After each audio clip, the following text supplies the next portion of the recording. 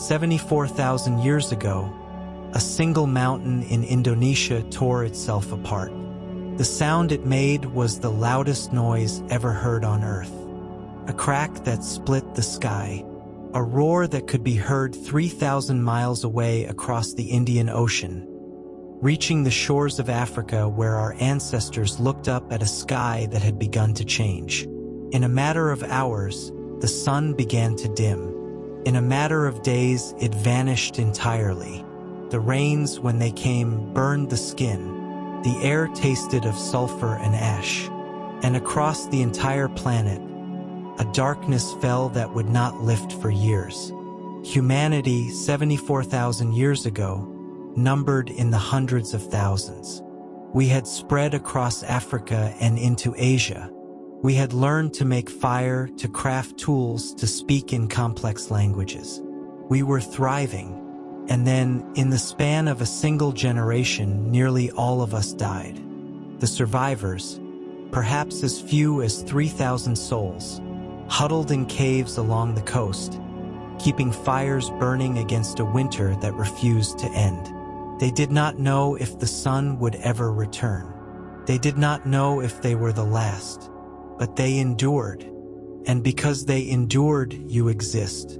This is the story of the Toba Supervolcano, the story of the long, dark winter, the story of the moment we almost faded into history, and the quiet resilience that carried us through.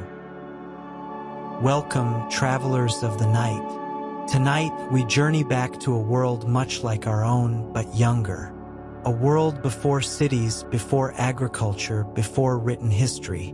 A world where the night sky was so dark that the Milky Way cast shadows on the ground, and where every human being alive could recognize the sound of their own heartbeat in the silence. Before we witness the fire that changed everything, I invite you to settle into this moment. Find a comfortable position. Let your body sink into the surface beneath you. Unclench your jaw. You may not have even realized it was tense, but let it go now. Let your tongue rest easy in your mouth. Drop your shoulders away from your ears. Feel the weight of your arms, the heaviness of your legs. Take a slow breath in through your nose. Hold it for just a moment, and release it, long and steady through your mouth. Again, in through the nose, out through the mouth. One more time. Good. The modern world, with all its noise and urgency, is fading now. The glow of screens, the hum of machines, the endless scroll of information. Let it all drift away like smoke on the wind. We are traveling back in time tonight, back 74,000 years. Back to an Earth that had never known a city, never heard the sound of a wheel turning, never seen a word written on a page. It is a world we would recognize in some ways. The stars above are the same. The shape of the continents is nearly identical. The moon rises and sets in the same ancient rhythm. But in other ways, it is utterly foreign. The ice sheets of the last glacial period still cover much of the northern hemisphere. Woolly mammoths roam the steppes of Europe and Asia. Saber-toothed cats stalk the plains of Africa. And humanity, our direct ancestors, number fewer than 1 million souls scattered across the warm latitudes of the planet. We are not yet the dominant species. We are clever, yes, toolmakers, fire tenders, storytellers, but we are also vulnerable. A single bad winter can wipe out an entire band. A drought can force migration or starvation. We live close to the edge of survival always, and on an island in what is now Indonesia, beneath a lush rainforest canopy, something is stirring, something ancient, something vast. Something that has been building pressure in the darkness beneath the earth for tens of thousands of years. But we will come to that. For now, Let us begin in the paradise that existed before the fire. Imagine, if you will, the island of Sumatra as it was 74,000 years ago. It is nothing like the modern island, carved up by roads and cities and palm oil plantations. This Sumatra is a cathedral of green, a temple of life, a place where the forest is so thick that sunlight reaches the ground only in shafts of gold, like pillars of light in a sacred hall. The air is heavy with moisture. You can feel it on your skin, warm, thick, almost tangible. Clings to you. Every breath you take is perfumed with the scent of flowering plants, of rotting leaves, of earth and growth, and the endless cycle of decay and renewal. The canopy above is alive with sound. Gibbons call to one another in long, haunting songs that echo through the trees. Hornbills flap their massive wings, the sound like distant thunder. Insects hum and click and buzz in a symphony so constant that it becomes a kind of silence. A background hum that your mind learns to tune out, the way you might tune out the sound of the ocean when you live by the sea. And beneath it all, there is water. The sound of water dripping from broad leaves. The gurgle of streams cutting through the forest floor. The distant roar of waterfalls plunging into hidden pools. Water is everywhere here. The island is drenched in it, fed by monsoons that sweep in from the Indian Ocean and the South China Sea, dumping their cargo of rain onto the mountains and valleys. This is a place of abundance. If you were to walk through this forest, carefully, quietly, stepping over roots and vines, you would see life in every direction. Orchids cling to tree trunks, their flowers luminous in the dim light. Ferns unfurl their fronds in slow motion, each leaf a perfect spiral. Fungi bloom in impossible colors, bright orange, deep purple, electric blue, decomposing the fallen giants of the forest and returning their nutrients to the soil. And there are animals everywhere, not the animals you might expect. Not the tigers and elephants that will one day inhabit this island. No, these are creatures of the Pleistocene, species that have never been seen by modern eyes, except as bones in museum drawers. There are rhinoceroses smaller and more agile than their modern descendants, browsing on low shrubs. There are deer with antlers like chandeliers, picking their way through the undergrowth.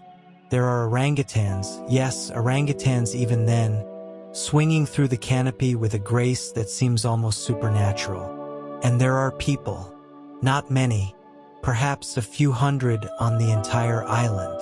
They move through the forest in small bands, family groups of 10 or 15 individuals. They speak to one another in a language that has no name, a language that will never be written down, never preserved, never studied by linguists. But it is a language nonetheless, complex, nuanced, capable of expressing love and fear and wonder and grief. They are us, anatomically modern humans. If you were to see one of them walking toward you through the forest, you would recognize them instantly. The same height as you, the same build, the same eyes, capable of curiosity and kindness and cruelty. They wear little, perhaps a simple wrap of animal hide or woven plant fiber. Their skin is dark, adapted to the equatorial sun. Their hair is black and thick.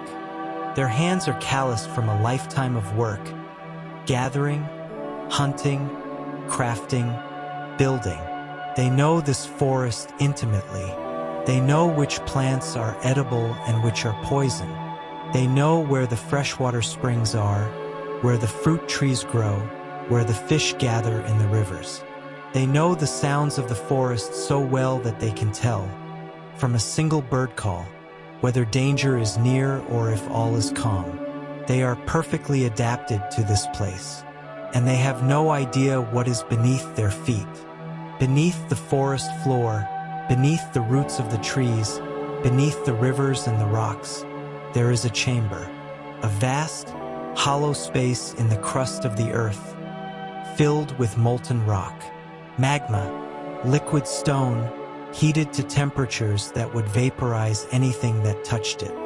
This magma has been accumulating for tens of thousands of years. It rises from deep within the mantle, driven by the slow, grinding motion of tectonic plates.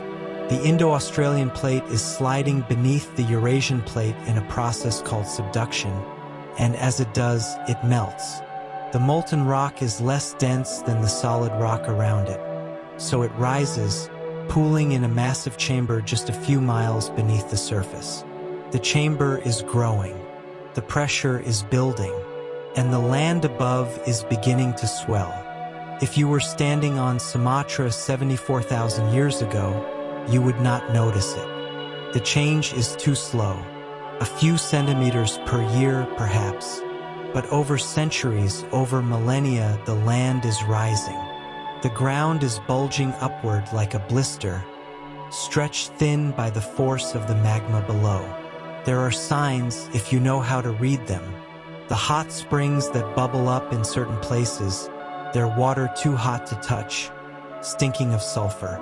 The steam vents that hiss and spit, releasing gases from deep underground. The occasional tremor, a shaking of the earth that rattles the trees and sends animals fleeing in panic. The people who live here notice these things. They are not ignorant. They see the steam. They feel the tremors. They avoid the places where the ground is too hot, where the smell of sulfur is too strong. But they do not understand what it means. How could they? They have no concept of volcanism on this scale. They have seen small eruptions, perhaps, cones of cinder that spit fire and ash for a few days before falling silent. They have myths, maybe, about angry spirits that live beneath the earth, spirits that must be appeased with offerings. But they cannot imagine what is coming, because what is coming is not a volcano. It is a supervolcano. The difference is not one of degree. It is one of kind. A volcano erupts. A supervolcano detonates. A volcano spews lava and ash. A supervolcano empties its entire chamber in a single catastrophic event, releasing more energy than all the nuclear weapons ever built, detonated simultaneously. There have been only a handful of supervolcanic eruptions in the history of our species. The most recent before Toba was Yellowstone 640,000 years ago, long before Homo sapiens existed. The most recent after Toba was Lake Taupo in New Zealand, about 26,500 years ago. Toba was the largest of them all, and it is about to wake up. The people of Sumatra do not know this. The people of Africa do not know this. The people scattered across the coasts of Asia and the islands of the Pacific do not know this. They go about their lives. They wake with the sun. They gather food. They make love. They give birth. They teach their children the names of the stars. They tell stories around the fire. They laugh. They mourn. They dream. And beneath them, the pressure continues to build. The magma chamber is full now, overfull. The rock above it is stretched to its breaking point. Fractures are forming in the crust, hairline cracks that run for miles, invisible on the surface but growing, spreading, weakening the stone. It is like a dam about to burst, like a pressure cooker with the valve sealed shut, like a heart about to explode. And then, on a day that begins like any other day, something shifts. A fracture reaches a critical point.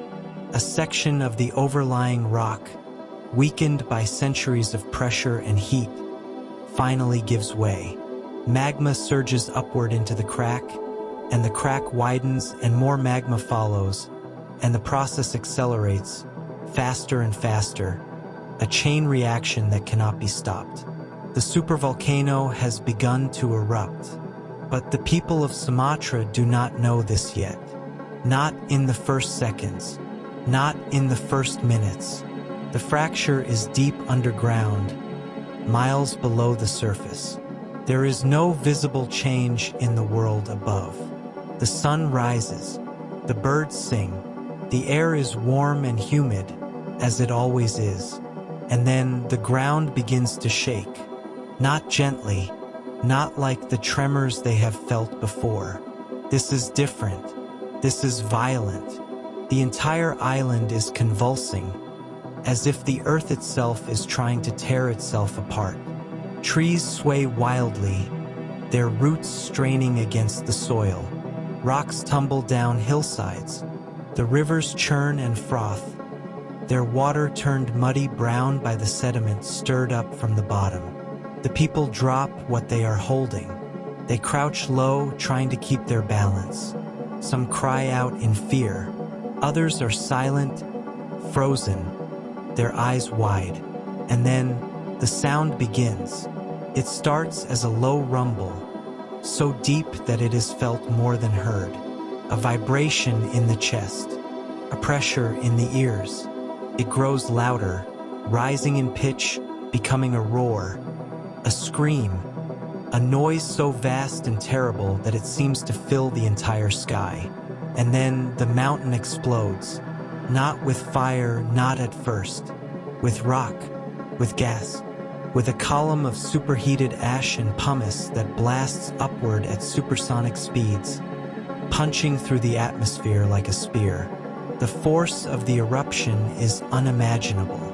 The energy released in the first seconds is equivalent to 1,000 nuclear bombs. The sound is the loudest noise ever produced on Earth. It can be heard 3,000 miles away in India, in China, in Australia. People on the other side of the planet who have never heard of Sumatra, who have no idea what is happening, hear the sound and look up at the sky in wonder and terror. And in Sumatra, in the forests around the volcano, the people are running. Those who are close, within 50 miles of the eruption, do not have time to run far. The blast wave hits them first, a wall of air moving faster than sound, flattening trees, shattering rock, pulverizing everything in its path. Those who survive the blast wave are engulfed seconds later by the pyroclastic flow, a churning avalanche of ash and gas heated to 800 degrees Celsius, moving at hurricane speeds down the slopes of the mountain. There is no escape from a pyroclastic flow. It incinerates everything it touches. Flesh, bone, wood, stone. All of it turned to ash in an instant. The people die before they can scream. But those farther away, those on the other side of the island or on neighboring islands, they have time. Not much, but enough to see what is happening. Enough to understand in some primal way that the world is ending. They see the column of ash rising into the sky, a pillar of darkness so tall that it seems to touch the heavens. They see the sun dim, then disappear entirely, swallowed by the ash cloud. They feel the heat, even at a distance, a searing wave of warmth that makes the air shimmer. And then the ash begins to fall. First, it is like snow, soft, silent, drifting down from the sky in delicate flakes. But it is not snow. It is pulverized rock, glass-sharp and toxic. Coats everything it touches. It fills the lungs of those who breathe it. It buries the forest under a blanket of gray. Within hours, the island of Sumatra is unrecognizable. The lush green paradise is gone, replaced by a lifeless wasteland of ash and pumice. The rivers run black with debris. The sky is dark, even at midday. The air is unbreathable. And this is only the beginning, because the ash is not falling only on Sumatra. It is spreading, rising into the stratosphere where the winds carry it around the globe. Within days, it will circle the earth. Within weeks, it will block out the sun everywhere, from the Arctic to the Antarctic. The world is about to enter a winter that will last for years. and humanity is about to face its greatest test. The ash cloud from Toba does not simply rise and fall. It rises and rises and rises. Within minutes of the initial explosion, the column of ash reaches the stratosphere, the layer of the atmosphere where commercial jets fly 30,000 feet above the Earth's surface. But it does not stop there.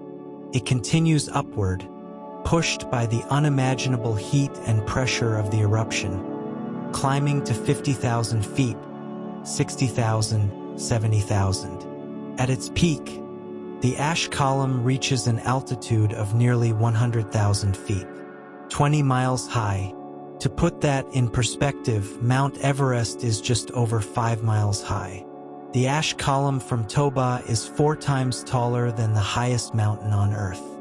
It is so tall that it breaches the stratosphere entirely and reaches into the mesosphere, a realm where the air is so thin that human lungs cannot extract oxygen from it, where meteors burn up as they enter the atmosphere. And from this height, the ash begins to spread. The stratosphere is a stable layer. Unlike the troposphere below it, where weather happens, where clouds form and rain falls and winds shift direction constantly, the stratosphere is calm. The air moves slowly, in predictable patterns, circling the globe in massive rivers of wind. The ash from Toba enters these rivers. Within days, it has spread across the entire equatorial band of the Earth. Within weeks, it has reached the poles. Within a month, there is not a single place on the planet where the sky is clear. Imagine for a moment what this looks like from the ground. You are standing somewhere far from Sumatra. Perhaps you are in Africa, in the savannah, watching the herds of antelope move across the grasslands. Perhaps you are in southern Europe, in a valley sheltered by mountains. Perhaps you are on the coast of India, listening to the waves. The day begins normally. The sun rises as it always does. But something is wrong. The light is different, dimmer, redder, as if you are seeing the world through a filter. You look up, and the sky is no longer blue. It is gray, a flat, featureless gray, like the belly of a cloud, but extending in all directions, from horizon to horizon. There are no clouds in the traditional sense, no puffy cumulus, no wispy cirrus. Just this vast, uniform grayness, as if the sky has been replaced by a ceiling. And through this gray ceiling, the sun appears as a pale ghost, a dim circle of red, barely bright enough to cast a shadow. You can look directly at it without hurting your eyes. It gives off almost no heat. This is the beginning of the volcanic winter. At first, people do not understand what is happening. They have no framework for it. No stories, no myths, no explanations. The sky has changed. The sun has dimmed. But why? Some might think it is the anger of the gods. Some might think it is a natural cycle, a temporary thing that will pass in a few days. Some might not think about it at all, too focused on the immediate tasks of survival, finding food, caring for children, tending the fire. But the dimming does not stop. Each day, the sun grows a little fainter. Each night, the darkness is a little deeper. And then the ash begins to fall, not everywhere at once. The heaviest ashfall is concentrated near Toba itself, where the deposits will eventually reach depths of 30 feet or more, burying entire forests, filling valleys, choking rivers. But even thousands of miles away, the ash comes down, falls like snow, soft, silent, drifting through the air in delicate flakes that catch on your skin, on your hair, on your eyelashes. At first, it is almost beautiful. A strange, gray snow falling in places where snow has never fallen before. In the tropics, in the deserts, in the humid jungles where rain is common but frozen precipitation is unknown. But this snow does not melt. It accumulates, a thin dusting at first, then a layer, then a blanket. It coats the leaves of trees until the branches bow under the weight. It covers the ground, hiding the familiar paths, obscuring the landscape. It fills the rivers, turning them sluggish and gray. And it is not harmless. Volcanic ash is not like the soft, fluffy ash from a campfire. It is pulverized rock, tiny shards of glass, sharp and abrasive, mixed with toxic chemicals, sulfur dioxide, hydrochloric acid, fluorine compounds. When it lands on your skin, it irritates. When you breathe it, it cuts the delicate tissues of your lungs. When you drink water contaminated with it, it poisons you slowly. The animals begin to die first. The herbivores, who graze on grasses and leaves, find their food covered in ash. They eat it anyway because they have no choice, and the ash grinds down their teeth, fills their stomachs, causes infections and blockages. They grow thin, weak. Many die of starvation, their bellies full but their bodies unable to extract nutrition from the ash-laden plants. The predators who hunt the herbivores find fewer and fewer prey animals.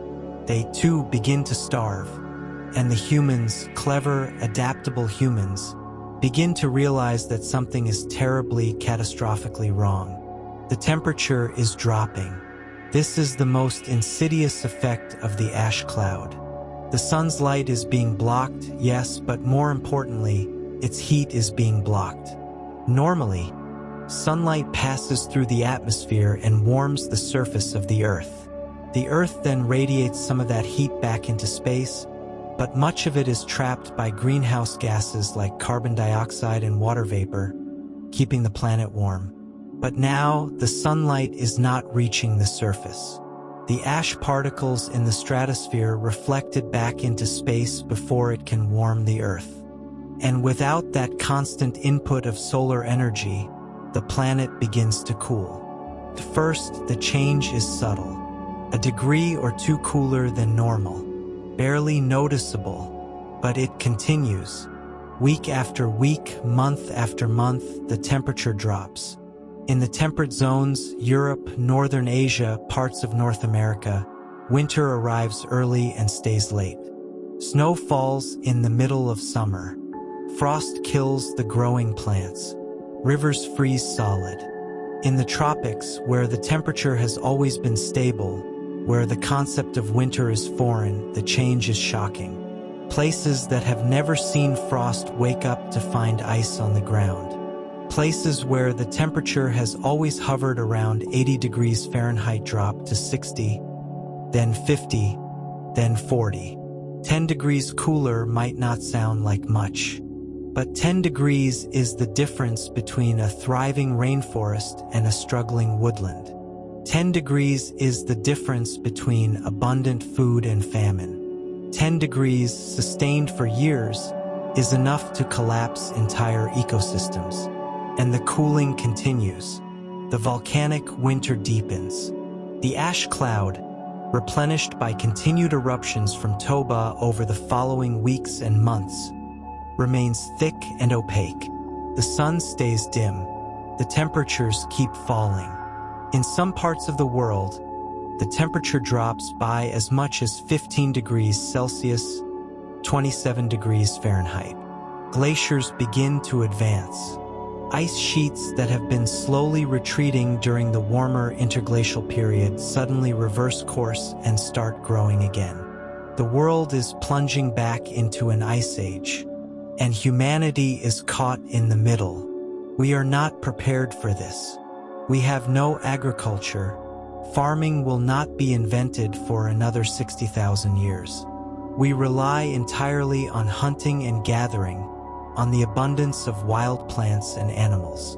And now, those resources are disappearing. The plants are dying, buried under ash or killed by the cold. The animals are migrating, fleeing to the few remaining warm refuges, or dying in vast numbers.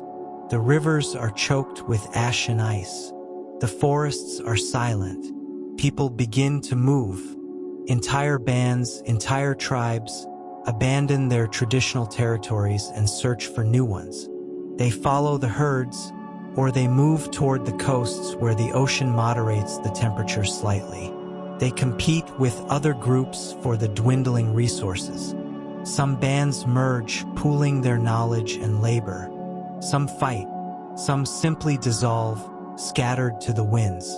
And many people die. The old die first, those who cannot keep up with the migrations, whose bodies cannot tolerate the cold. Then the very young, the infants and toddlers who are most vulnerable to malnutrition and disease. Then the weak, the sick, the unlucky. The population of Homo sapiens, which may have numbered as high as 1 million before Toba, begins to plummet. The decline is not uniform. Some regions are hit harder than others. The areas closest to Toba, Southeast Asia, the Indian subcontinent are devastated. The ashfall there is so heavy that it buries entire landscapes under meters of debris. The air is unbreathable. Almost everyone in these regions dies. Farther away, in Africa and the Middle East and Southern Europe, the effects are less severe but still catastrophic. The cooling is significant. The food sources are diminished, but there are refuges, places where the temperature stays just warm enough, where the ash is light enough, where a few hardy souls can cling to survival. And it is in these refuges that the future of humanity is preserved, because the volcanic winter does not last forever. It lasts for years, perhaps 6, perhaps 10, perhaps longer. The evidence is difficult to interpret. Ice cores from Greenland show a spike in sulfur and ash deposits dating to roughly 74,000 years ago, followed by a period of colder temperatures. But ice cores are imprecise. They cannot tell us exactly how long the winter lasted or exactly how cold it got. What we do know is this: it was long enough to leave a mark on our DNA. Long enough to reduce our population to a level where the genetic diversity of all humans alive today can be traced back to a very small number of ancestors. Long enough to nearly erase us from the earth. But not quite long enough, because after the years of darkness, the ash begins to settle. Slowly, gradually, the particles that have been suspended in the stratosphere for so long start to fall, pulled down by gravity, washed out by rain. The sky begins to clear, bit by bit. The sun, which has been a pale red ghost for so long, begins to brighten, and the world begins to thaw. But we are not there yet. Not in this part of the story. We are still in the depth of the winter, the coldest, darkest years, the time when survival is uncertain. And it is time to turn our attention to those who endured, the survivors. There is a concept in genetics called a population bottleneck. It occurs when a species experiences a sudden, dramatic reduction in population size. The vast majority of individuals die, and only a small number survive to reproduce. The genetic diversity of the species is sharply reduced, because the survivors represent only a fraction of the genetic variation that existed before the bottleneck. When geneticists study human DNA, yours, mine, everyone alive today, they find something strange. We are remarkably similar to one another, genetically speaking. Much more similar than we should be for a species that has been around for 300,000 years. Chimpanzees, who have a much smaller population than humans and a much smaller geographic range, have more genetic diversity than we do. This suggests that at some point in our history, our population dropped very, very low. And the timing of this bottleneck matches the Toba eruption almost perfectly. Now, the details are debated. Some geneticists argue that the bottleneck was not as severe as once thought, that perhaps the population dropped to tens of thousands, rather than a few thousand. Others point to evidence of regional populations that survived the volcanic winter relatively intact. The science is ongoing, and the picture is complex. But the basic narrative remains compelling. Around 74,000 years ago, something reduced the human population to a small number of survivors. And Toba is the most likely candidate. So who were these survivors? Where did they live? How did they endure the long, dark winter? We do not know for certain, but we have clues. Archaeological evidence suggests that during the coldest periods of the Pleistocene, humans survived in refugia, small pockets of relatively habitable land where the climate remained tolerable. These refugia were often coastal areas, where the ocean's thermal mass moderated the temperature swings, or they were sheltered valleys, protected from the worst of the winds, or they were caves, where the earth itself provided insulation. One of the most famous refugia is a place called Pinnacle Point on the southern coast of South Africa. Pinnacle Point is a series of caves overlooking the Indian Ocean. The caves are not particularly large or deep, but they are well positioned, high enough above sea level to avoid flooding, but close enough to the water to provide access to shellfish, seals, and other marine resources. And the archaeological record at Pinnacle Point tells a remarkable story. The caves were occupied continuously for tens of thousands of years, including during the period immediately after Toba. The people who lived here survived by exploiting the ocean. They gathered mussels and limpets from the rocks. They hunted seals. They fished. And they used fire not just for warmth and cooking, but for heat-treating stones to make better tools. These people were not just surviving. They were innovating, adapting, thriving even in a world that had turned hostile. Imagine their lives for a moment. Imagine you are one of them, living in a cave at Pinnacle Point during the volcanic winter. The world outside is cold, colder than it has ever been in the memory of your people. The wind that blows in from the ocean carries a bite that makes your skin ache. The sun, when you can see it through the ash-gray sky, gives off almost no warmth. But inside the cave there is fire. The fire is the center of your world. It is warmth against the cold. It is light against the darkness. It is protection against the predators that still roam the night. Lions, hyenas, leopards. It is the place where food is cooked, where tools are made, where stories are told. You tend the fire carefully, in a way that is deeper than words, that if the fire goes out, you die. So you keep it burning, always. You feed it driftwood gathered from the beach, dried kelp, animal dung, anything that will burn.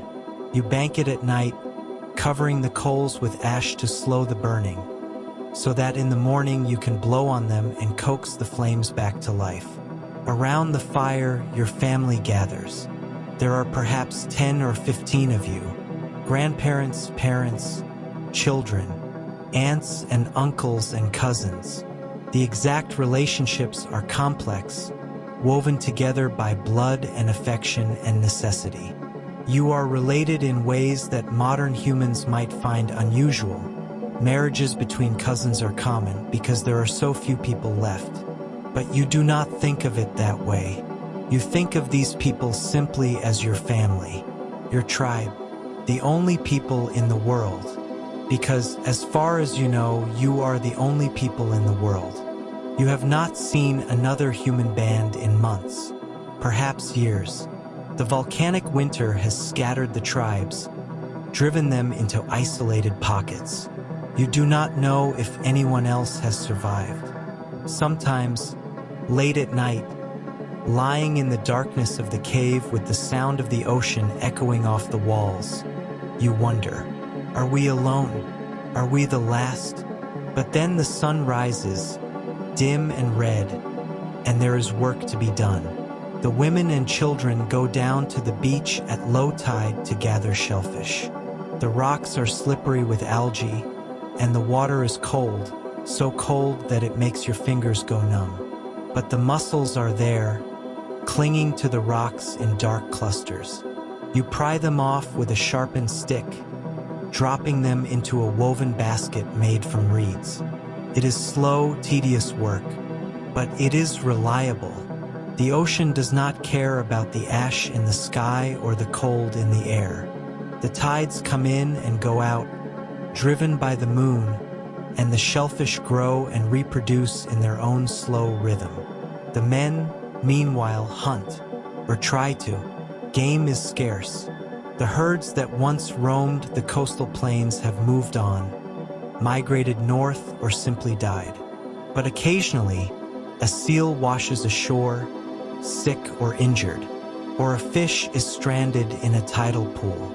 Or, if they are lucky, they can stalk one of the small antelope that still graze in the hardy grasses that grow in sheltered spots. The hunt is dangerous. The men are not the only predators. Lions still prowl the area, and they, too, are hungry. But the men are clever. They use fire to keep the lions at bay. They use spears, wooden shafts tipped with sharp stones, to kill from a distance. And when they succeed, when they bring back meat, there is celebration. Not loud or exuberant, but a quiet satisfaction, a sense of collective relief. The meat is divided carefully, shared among the entire group. The children get the most tender pieces. The elders get the organs rich in nutrients. Nothing is wasted. The bones are cracked open for marrow. The hide is scraped and dried for clothing. The sinews are saved for cordage. Life is hard, but it is not without moments of beauty. There are the sunsets, rare, but when they happen, they are spectacular. The ash in the atmosphere scatters the light in ways that create colors you have never seen before. Deep purples, violent reds, oranges so intense they seem to burn. There are the stars. On the few clear nights, when the ash has thinned enough to see through, the sky is alive with light. The Milky Way is a river of silver stretching from horizon to horizon.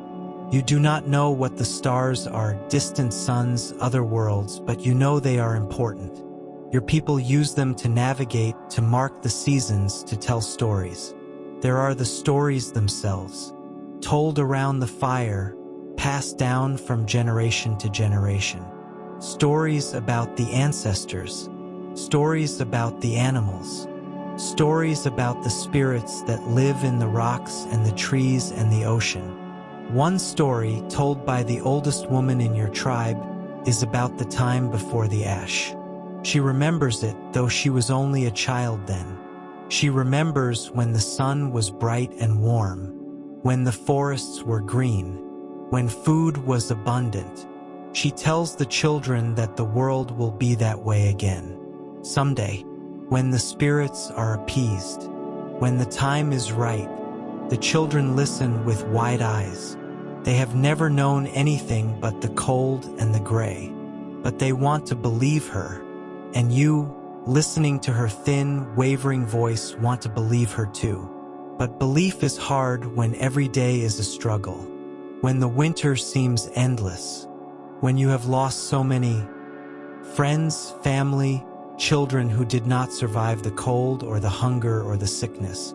You grieve, but you cannot afford to grieve for long. There is work to do. There is the fire to tend, food to gather, tools to make, children to teach. And so you endure, day after day, month after month, year after year. You do not know that you are living through one of the most significant events in human history. You do not know that your descendants, your children's children's children, stretching forward through countless generations, will populate the entire planet, will build cities, will invent writing and agriculture and mathematics and art, will walk on the moon. You only know that you are cold. and tired and determined to see another sunrise. Because that is what humans do. We endure, we adapt, we survive, and eventually, against all odds, the winter begins to end. The change, when it comes, is almost imperceptible at first. You wake one morning, and the air feels different. Not warmer exactly, but less biting. The wind has shifted, perhaps, or the clouds have thinned just slightly. You step outside the cave and you look up at the sky. It is still gray, still overcast, but there is a brightness to it that was not there before. A hint of blue, peeking through the ash, like the first crack of dawn after a long night. The sun, when it rises, is brighter than it has been in years. Not bright enough to hurt your eyes, not yet, but bright enough that you can feel its warmth on your face, faint and fragile, like the breath of a sleeping child. You stand there for a long time, feeling that warmth, remembering what warmth felt like, hoping, barely daring to hope, that this is the beginning of something. And it is. The ash is settling. The particles that have been suspended in the stratosphere for so long are finally succumbing to gravity. They fall gently, silently, adding one last layer to the thick deposits that already blanket the earth. And as they fall, the sky clears, not all at once, not in a single day or even a single year. The clearing is gradual, spread out over months and then years. But it is happening. Each week, the sky is a little brighter. Each month, the sun is a little warmer. The temperatures, which have been locked in a deep freeze for so long, begin to rise. The ice that has covered the rivers starts to melt. The glaciers that have advanced during the volcanic winter begin to retreat. The permafrost thaws, releasing water back into the soil. And life, which has been clinging to existence in small, scattered refugia, begins to spread again. The first sign is the plants. Seeds that have lain dormant in the ash-covered soil, waiting for the right conditions, suddenly germinate.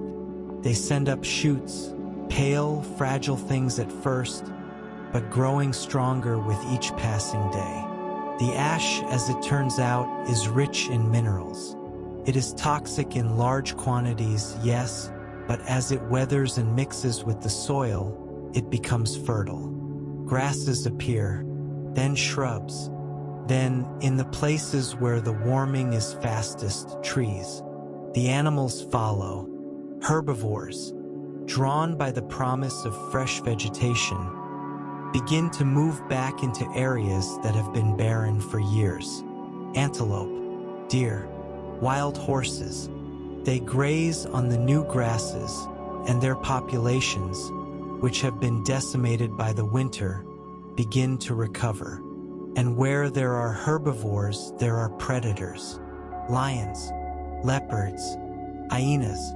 The old rhythms of the ecosystem begin to reassert themselves, and humans scattered across the refugia begin to move as well.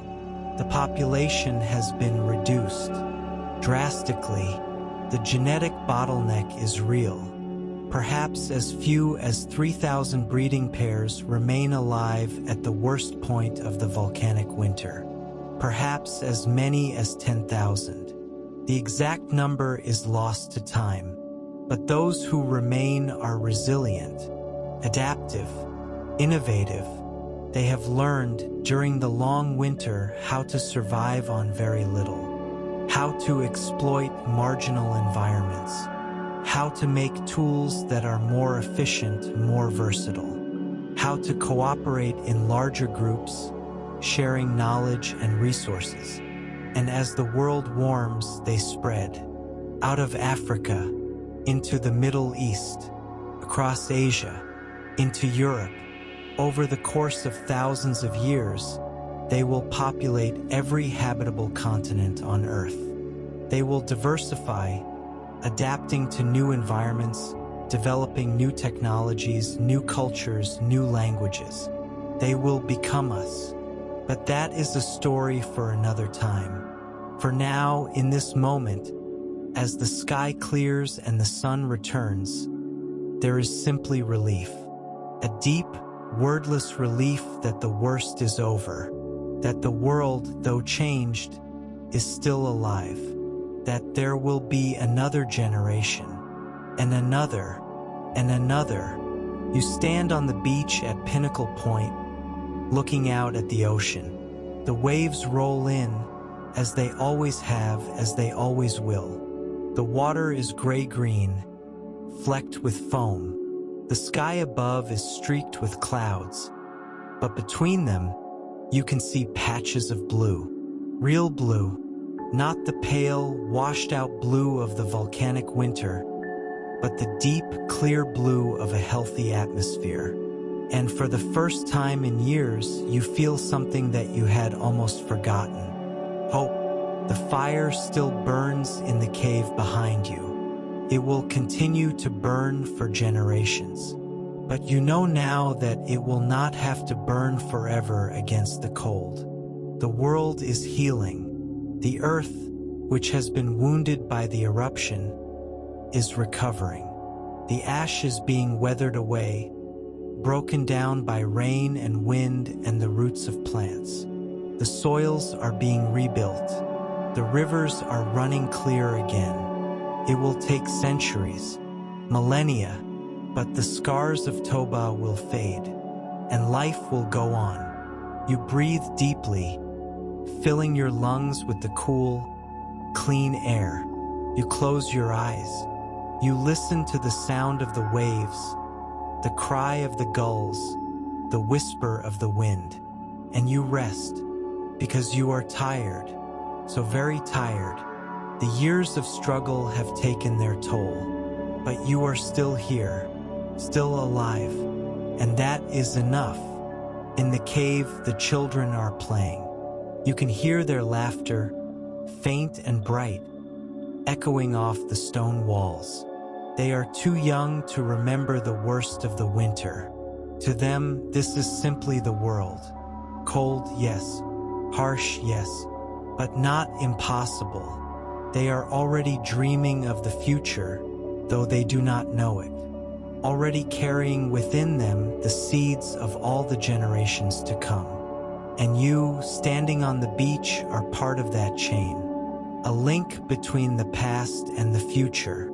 A survivor, an ancestor. Your name will not be remembered.